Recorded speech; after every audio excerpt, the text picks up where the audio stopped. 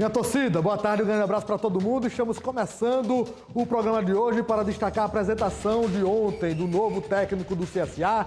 Teve jogador no CRB sendo operado hoje, especulação de saída também de jogador que nós vamos falar daqui a pouco. E o que teremos mais, hein, Thaline? Amigo, vamos falar dos gols da Libertadores. Vários times brasileiros entraram em campo. E, claro, o clássico de sábado. Deixa eu te cumprimentar. Tudo bem com você? Tudo certo. Olha, você vai começar falando hoje no programa da Taça Libertadores da América. Você sabe que no futebol brasileiro, de uma maneira geral, tem os times do baixo clero, do alto clero e do baixíssimo clero. E o baixo clero também chegou na Taça Libertadores da América. Eu vou falar sobre isso daqui a pouco, depois a gente vê os gols, viu? Entraram em campo ontem Palmeiras, Flamengo, Santos, e desses todos, só o Santos que não levou a melhor, né? Mas a gente separou aí um VT com os gols de todos os times que jogaram pela Libertadores ontem. Após a estreia com vitória na fase de grupos, o Palmeiras recebeu o Independiente Del Valle pela segunda rodada no Grupo A. Rony abriu o placar para o Verdão com essa pancada no ângulo. Bateu Rony! Gol!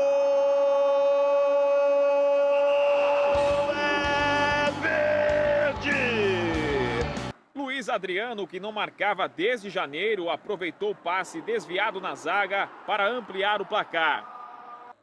A goleada alviverde começou a ser desenhada com Patrick de Paula, que tentou duas vezes até balançar as redes. Cruzamento preciso de Vitor Luiz e Rony marcou o segundo dele no jogo, o quarto do Verdão. Danilo Barbosa subiu mais que toda a zaga do Del Valle e fechou o placar. Final, Palmeiras 5, Independiente Del Valle 0. Quem também goleou na rodada foi o Flamengo diante do União La Calera. De Arrascaeta bateu com estilo para fazer o segundo no jogo. O Internacional passou com tranquilidade pelo Deportivo Táchira. Cuesta abriu o placar com essa bela cabeçada. Gol do Internacional, é colorado! No contra-ataque, Maurício teve a chance, mas no rebote do goleiro, Patrick foi quem marcou o segundo. Thiago Galhardo e o Iri Alberto ainda fizeram para o Colorado. Final, Internacional 4, Deportivo Táchira 0. No Mineirão, o Atlético Mineiro venceu o América de Cali pelo Grupo H. Hulk foi o protagonista da partida ao marcar por duas vezes. O América descontou com esse chute de fora de Luiz Sanches. O único brasileiro derrotado foi o Santos, que encarou o Boca Juniors na Bomboneira. Carlitos Teves e Villa fizeram os gols para o time argentino. O Peixe ainda não sabe o que é vencer na Libertadores deste ano e é o último colocado do Grupo C. Olha, eu disse o time do baixo clero, porque o Flamengo jogou com a União La Calera, acho que é esse o nome, La Calera. Mandou ficar revoltado ali. União? Né? Mas olha, eu sei lá como é o nome, União a Carreira. Mas o Flamengo fez um grande jogo, o Gabigol acabou com o jogo e o Pedro fez um baita no golaço. Lindaço. Mas deixa o futebol nacional para lá, vamos falar do nosso futebol local. Sim, vamos falar do CSA, né? O técnico Bruno Pivetti, que foi oficializado na segunda-feira, prestou, Emerson, a primeira entrevista coletiva. E nós separamos os trechos mais importantes desse bate-papo. Roda aí. De início, eu tenho plenas convicções que recebo uma herança extremamente positiva do treinador Mozart. Acompanho o CSA desde a Série B do ano passado, em que se teve aqui uma campanha de reabilitação extraordinária. Sabemos que temos um jogo extremamente importante no próximo sábado, mas o futebol é feito disso, de desafios a serem vencidos, e esse ciclo não vai ser diferente. Temos aí um período preparatório em relação ao próximo jogo, mas esperamos ser extremamente competitivos e sair com resultado positivo no final de semana. Na verdade, eu não me atenho a rótulos. Eu acredito que no futebol, quanto mais bem preparada está uma equipe nos diferentes momentos que o jogo pressupõe, melhor. Então, quando nós temos a bola, nós temos que saber construir de maneira apoiada, de maneira sustentada, mas também ter algumas estratégias de ligação mais direta, de uma transição um pouco mais rápida para o campo de ataque. Quando não temos a bola, temos que saber como defender e sermos extremamente agressivos na abordagem defensiva para que nós possamos proteger a nossa baliza da melhor maneira possível. E também nos momentos de transição, ou seja, quando a gente perde ou recupera a posse de bola, nós temos também que saber sermos equilibrados nesses momentos, porque são decisivos durante qualquer partida. Olha, nós acompanhamos o técnico Bruno Pivetti e tem 2 detalhes que eu quero chamar a atenção. O primeiro, eu digo muito isso com bastante consistência. Eu não gosto de participar de entrevista coletiva, principalmente quando se refere a treinador, porque você não consegue manter uma linha de raciocínio de pergunta, né? Ontem, essa entrevista coletiva, por exemplo, tinha muita gente participando. Eu assisti na íntegra e não tem uma sequência de assunto. Perguntas mais incisivas, quando se fazia para o treinador, por exemplo, com relação a contratações, necessidade de contratação, ele dava uma resposta muito invasiva. E quem vinha para perguntar depois não insistia no mesmo tema. Por isso que dificilmente eu participo de entrevista coletiva, até participava de forma presencial, online, é que não participo mesmo. E com relação ao treinador, ele precisa provar muito mais, né? Precisa sair do campo da teoria, já que ele é um estudioso, tem publicação, esse negócio todo, e embora seja muito novo, mas não tem ainda um trabalho consistente. Teve a oportunidade já na Série B, que foi com o Vitória ano passado. Tudo bem que é outro cenário, né? O Vitória deve a Deus e o mundo. O CSA tem uma outra realidade financeira, até que fez um trabalho satisfatório na Tombense. Mas se você for olhar a campanha da Tombense no Mineiro, todo ano ela faz isso. Sempre a classifica, é o melhor time ali do interior do estado, esse negócio todo. Eu já disse abertamente, eu preferia que o CSA mantivesse a pegada que ele fez quando teve aquela sequência de acessos, de contratar treinador experiente, treinador acostumado com a competição. Ah, porque o Moza deu certo, né? O Moza pegou o CSA lanterna, era um treinador virgem, porque não tinha experiência profissional, e conseguiu tirar o time da lanterna da competição e quase sobe, mas o produto final dele não subiu, né? Pelo contrário, recentemente ele vinha sofrendo muitas críticas. Então, eu partiria de um outro princípio. Você contratar um treinador experiente. Se você tem como objetivo subir de divisão, você tem que fazer o que você sabia fazer muito bem. A receita era pronta de contratar treinador sabendo como era aquela competição. Vai contratar um treinador que ele pode dar muito certo, a expectativa é que ele possa realmente ser um grande treinador na sequência da carreira, mas no momento ele não é, né? Ele vai ter que construir o nome dele no CSA, que já fez isso com outros treinadores. Se vai ser suficiente para reconquistar o título estadual ou se vai ser suficiente para reconquistar a vaga na Série A, só o tempo vai dizer. Mas eu partiria do princípio de se ter experiência e não de apostar no treinador jovem, viu, Thalita? Vamos continuar falando de CSA, né? O zagueiro Lucão falou sobre as críticas que a zaga do Azulão vem recebendo pelas falhas constantes nos últimos jogos. E é claro que ele não deixou também de citar o clássico de sábado contra o CRB. Cara, a gente tem que se acostumar a lidar com esse tipo de situação. É a nossa profissão e a gente sabe que a pressão, aonde a gente estiver, ela vai existir, ela vai acontecer, é natural, da parte do torcedor, da parte da imprensa. Cabe a nós, do lado de cá, saber lidar com isso no nosso dia a dia. E eu, particularmente, aprendi muito a lidar com isso. Procura sempre melhorar, a gente procura sempre corrigir os erros. E é isso que a gente tem feito no nosso dia a dia. A questão de bolas paradas, para não tomar gols de bola parada. A questão do jogo em si. Para mim, assim, é o clássico famoso clássico das multidões, né? Então, tem esse peso. A gente sabe disso, sabe da responsabilidade que é. Sempre é bom jogar um clássico. Então, a gente está focado nisso. O grupo tem se preparado bem para essa partida. A gente tem essa semana ainda para trabalhar, né?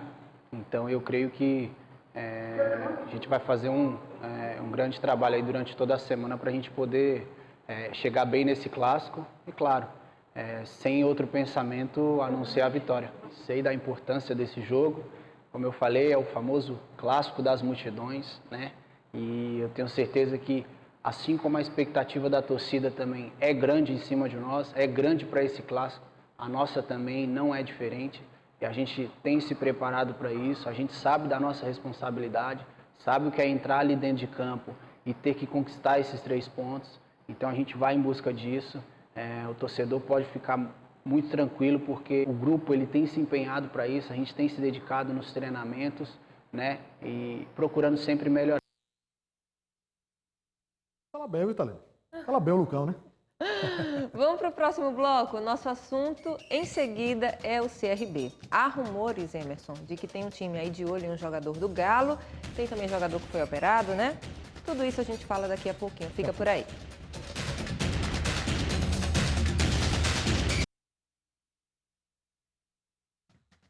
Muito bem, estamos de volta. E no bloco anterior nós ouvimos um zagueiro do CSA. E agora vamos ouvir um do CRB também, né, Italino? E isso é o Gum, que falou sobre a queda de rendimento da equipe nos últimos jogos do Galo e o desafio, Emerson, de superar essa fase ruim para o clássico das multidões no sábado. Só se fala nisso, então vamos ver o que ele disse. Esse é o principal ponto, é o desgaste físico, que nós acabamos ficando abaixo, né? Quando você está abaixo fisicamente, você perde concentração, você perde velocidade, você perde o reflexo, mas não vejo isso como desculpa. A gente, por mais que estávamos fisicamente mal ou abaixo, não chegamos no ideal para a partida, mas não poderíamos tomar 4-0 do Bahia, porque sabemos que tínhamos condições de vencer. Existe esse momento que vemos 3 partidas sem vencer, onde sim, é claro, a equipe caiu fisicamente, caiu na parte técnica e até na parte tática. Isso é visível. Hoje temos 3 partidas para trabalhar, um clássico pela frente e é o momento ideal para que nós podemos novamente trabalhar, nos preparar, consertar os erros que têm acontecido e aí sim nos fortalecer e voltar para o normal para que nós podemos estar muito bem preparados e aí sim temos condições de vencer o clássico. Entendemos a paixão e a pressão da parte do torcedor, porque estamos fazendo um ano bom, onde as vitórias, as conquistas e a vontade e a expectativa do torcedor é muito grande juntamente conosco. A partir do momento que temos uma série de números de vitórias, de perfumando bem e de jogos de invencibilidade, naturalmente que todos esperam que ia continuar assim. A partir do momento que passamos por um momento difícil, de 3 jogos sem vencer e caímos, o nosso rendimento caiu, é visível isso, sabemos disso e agora estamos aí com alguns dias para trabalhar, para entender, melhorar, consertar os erros, performar novamente para que possa voltar ao normal o CRB e sim, diante do CSA, nosso maior rival, um clássico, poder vencer. Olha, o CRB, o Gum falou com muita propriedade. O CRB caiu de produção, principalmente depois da goleada que sofreu para o Bahia na Copa do Nordeste. Teve 2 jogos no Campeonato Estadual, empatou com o CSE, jogando em casa, perdeu para o Muricy, jogando fora de casa. E um dos pontos principais para essa queda de rendimento do CRB tem sido o sistema defensivo. Desde que perdeu o Diego Ivo, que saiu machucado contra o Bahia, naquela oportunidade colocou o Matheus não foi bem, mas o time inteiro do CRB não foi bem. O jogador foi entregue para o departamento médico, o CRB passou a ter problema de número de zagueiro. Só passou a ter 3, contando que um era da base, aí contratou 2 jogadores para ver se dá conta do recado. Agora, uma coisa é importante, o clássico ele serve para potencializar a crise de resultados negativos ou serve para afastar a crise e o time passar a ter uma nova expectativa. Então, para isso, é muito importante esse clássico para o CRB, Vitor. Ô, amigo, vamos mudar de assunto, mas continuando no CRB, porque surgiram especulações de que o Sport, meu conterrâneo lá de Pernambuco, está interessado em um jogador do Galo. Um tal argentino aí. Quem é? Fala aí pra gente. Olha, essa notícia surgiu ontem na imprensa pernambucana, do interesse do Sport no argentino Diego Torres. E isso é natural que aconteça, porque muita gente coloca, semana de clássico começa a ter esse tipo de especulação. Essa notícia veio do Recife para cá. Aqui é a foto dele. Mas o Diego ali na tela. Agora há pouco, na emissora de rádio, eu conversei com o empresário do jogador, o Nequinho, que disse que até o presente momento não tem nenhuma proposta para o jogador. Só especulação. Só especulação nesse momento. A gente sabe como é que funciona essa questão de empresário, de oferecer jogador, de proposta que pinta. Mas lembra que eu falei agora há pouco no bloco anterior que não gosto de entrevista coletiva? Porque na entrevista que eu fiz com o empresário, eu apertei demais o empresário do jogador por uma simples e única questão. Geralmente, quando você faz esse tipo de negociação para a Série B do Campeonato Brasileiro, você coloca uma cláusula liberatória para se pintar a proposta da Série A, o Sport está na Série A, ou para o exterior, que a liberação seja imediata.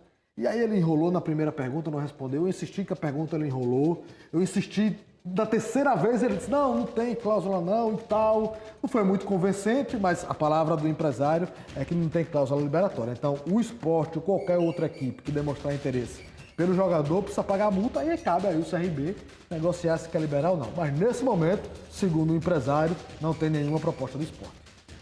Ô amigo, ainda falando de CRB, terminou agora há pouco a cirurgia do zagueiro Ivo do Galo, né? Foi constatada uma lesão no tendão patelar e foi realizada a reconstrução sem intercorrências. Está aí a foto dele pós-cirurgiado, né? O tempo de recuperação será avaliado na próxima semana. Você fica aí com a imagem do Ivo, que foi operado. E é uma notícia triste, infelicidade, porque o jogador ele tinha se firmado na condição de titular no CRB e machucou contra o Bahia e saiu. Uma boa notícia é que ele foi operado pelo Dr. Sérgio Canduto, que é o melhor especialista, um dos melhores do país, e agora é o tempo de recuperação. Para o torcedor que não sabe, essa foi uma lesão semelhante ao que o Ronaldo Fenômeno teve na segunda vez que ele operou o joelho. Então, é uma contusão grave e a gente torce pela pronta recuperação do jogador, mas vai demorar. Essa temporada para ele está encerrada. Melhoras para ele, né? O apito tocou aqui, a gente está indo. Sábado tem clássico e amanhã, já é quinta-feira, e principalmente na sexta vamos fazer um pré-clássico quente, viu? Quente, para ver se dá uma sacudida nesse clássico, porque os últimos jogos de CSA e CRB deveram muito nas competições que eles disputaram aí, viu, Itália? Porque a nossa função aqui é causar. Não, Um beijo pro meu amigo Vinícius, lá de Satuba, que está fazendo aniversário. Beijo, compadre. E para toda a turma de Flecheiras também, que hoje é aniversário da cidade. Então um abraço para essa cidade maravilhosa. Tchauzinho, até amanhã. Ponto final. Tchau, tchau.